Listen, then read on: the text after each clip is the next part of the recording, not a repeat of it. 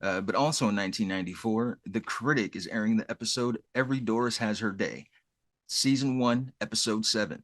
Jay becomes friends with Doris, the makeup lady, and eventually comes to believe that she is his birth mother. Love this is the John Lovitz vehicle that works and I love, and it's the only John Lovitz vehicle that it works and I love, Steve. Um It has to be loathing for Lovitz to be working in it. yeah, I mean either he's got to be like in it for 5 seconds or it's this. And this episode specifically, like of all the Critic episodes, this is one I remember the most just because it's kind of like, I don't know, like this is like heartfelt in a way that I find weird. I like it though. Yeah, because he's an orphan and she's old, so they don't really have family, or the family that she had is probably dead or close to it. And he was adopted. And Doris is she's the surly, we get another surly character here. She loves her cigarettes and she loves fucking with Jay. Um, but in the beginning, Steve, we also get a 90s call out for Howard Stern when Jay reviews Howard Stern's End, which looks like a winner to me, honestly. Any of you, any of you girls want to take your bra? You girls, you girls always say, but never do. You never put out. You're like my wife. You know what I do to you? You know what I do to you right now? So Howard Stern's End is not gonna win any awards. But Jay has on somebody who, like a star of it, Sir Roger something, who's like a thespian. And he has this guy on to interview him, and his interview question is, "Why in the hell did you do this?" Which I love. He's holding their feet to the fire, Steve. So I love that. Yeah, as he should. And backstage, the guy he offers him tickets to his retelling of Hunchback of Notre Dame. It's called Hunch. Yeah. And so Jay, he's like, hold on, I have to have a conversation with my assistant. He goes into the other room and just starts having a false, like a fake conversation. It's like, you should take out that Sharon Stone. She's available. Oh, I'll see what I can do if she fits my schedule. And he goes in there and it's just Jay.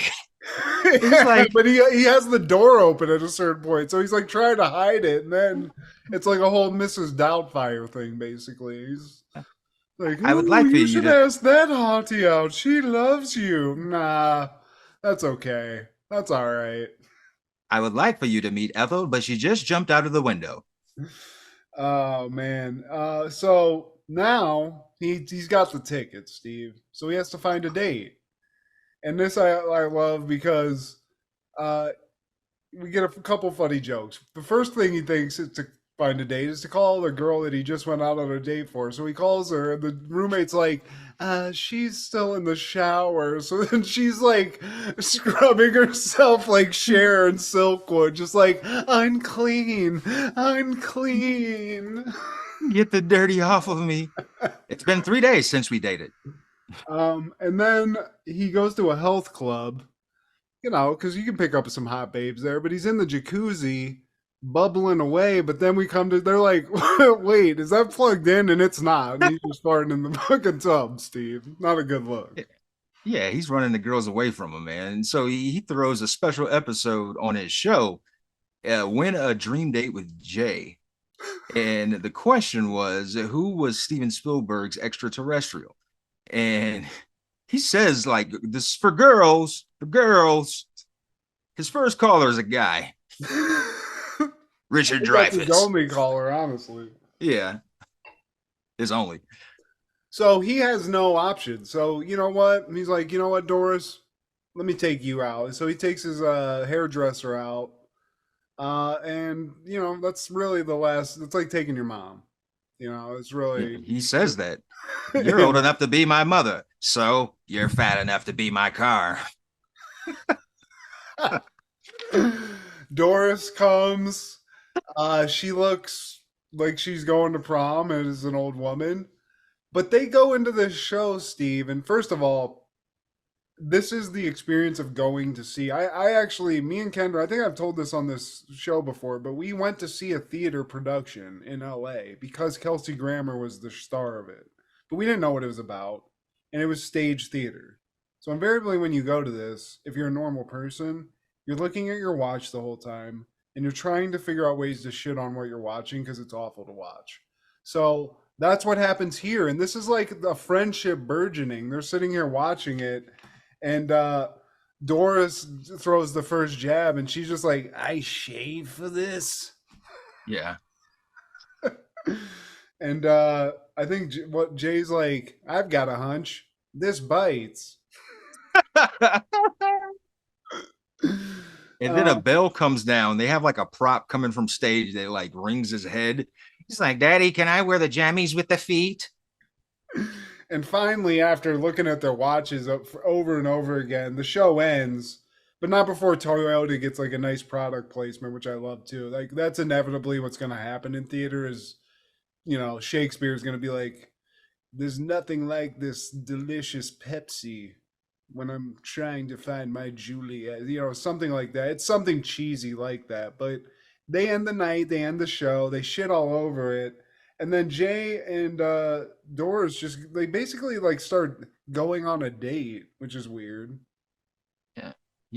She invites him in to her apartment, and I don't know why like he did this, but it looked like when her back was turned, he was going to like hit her. Well, it's because they're in New York City. She's living in like a huge palatial apartment. She says it's rent controlled and it's only $120 a month. And as she finds out how much it is, he's about to brain her and she's like, "You're not going Okay, to steal my that's apartment from me." So that's why. yeah, yeah. Um, but I mean, $120, Steve. I might brain the bitch too, honestly, for that kind of real estate. You're going to be a millionaire. You were gonna bash in my head and take over my apartment, weren't you? But this starts like a quick friendship between the two of them and they like bond and they start hanging out more, really. I mean, they find out that they're friends. They hang out at her apartment that night, and funnily enough, the next morning Jay wakes up like almost thinking that he's like had some sex because he's like, "Who's the lucky lady?" Because he wakes up in a strange bed, but then he sees Doris and he's like, "Oh Jesus, oh no." Uh, but I don't get that, Steve. Like, did he think that he was drugged and somehow like blacked out? Because he seemed pretty cognizant the whole night. And his line of reasoning and thought process is fuck Mary Kill, man. Good Yeah. old Jay Sherman. Would you do it, Steve? Doris? You throwing Doris, you man, throwing she got to Doris the keep fuck? those false fronts in. She got You're as long gonna. as those don't pop out, we're good. I mean, that apartment alone, Steve. You're living the good life. So, um, after that, I think actually Jay even leaves the apartment and thinks like for a while that they have fucked. But then they get back to work. He sees Doris and he's acting all weird and she's like, "Wait, you think we had sex? Like I would not have sex with you. You're disgusting." Or something of that nature. So he's like, "Whoa, thank God." Um and then this starts like the montage. Like now they go to Central Park and they're like in a boat. They're in like singing with each other and stuff. And this is where I'm like, is he trying to fuck or are they just friends? Because this seems They're kind of. just buddies. Are you that desperate? Because you're hanging out with like an 80-year-old woman or whatever she might be 100 for all I know. She's the Highlander, Steve. Cigarettes. And, That's the key.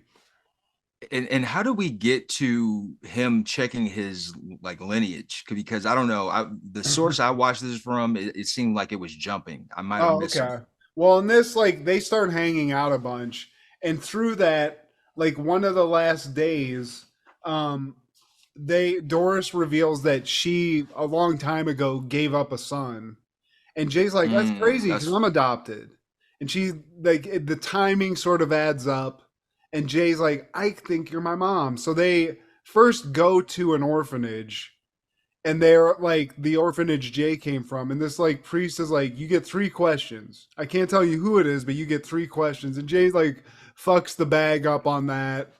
Um, yeah. and then they do a blood test, and as they do that, and then they go to work again. So Jay's sitting with Doris getting his hair done. The boss, which I can't remember that guy's name, the boss comes in and he wants Jay to give this great review for this movie he's doing with Arnold Schwarzenegger that's getting It's panned. a It's a Dirty Dozen remake. Yeah, it's like the Expendables before that happened, and it's not doing well. He needs a good review, and Jay like he's like obviously he wants his credibility not to be tarnished, so he's like no. And I think Doris like still stands up for him, and in the process, the boss is like, "Oh yeah, fuck you, you're fired." And Jay agrees if Doris can keep her job, that he'll give this movie a good review. And as this is happening, they also find out just through the blood test that they're not related. So um, Jay basically just tells her, he's like, you know what? Most people don't get to pick who their mom and dad is, but I'm going to say she's his spiritual mother. You know, she's his godmother basically, and that's how the episode ends. They ride bikes in Yeah. Central Park until Jay runs into a carriage and gets ejected from his seat. But we all need like an old salty lady like in our life, Steve. I'm realizing that you gotta have a surly old person to give you some perspective on what you could be living, and brighten your life a little bit by comparison. So, word to the wise for all you youngins out there. They are the voice of the voiceless. Shout out to B. Arthur.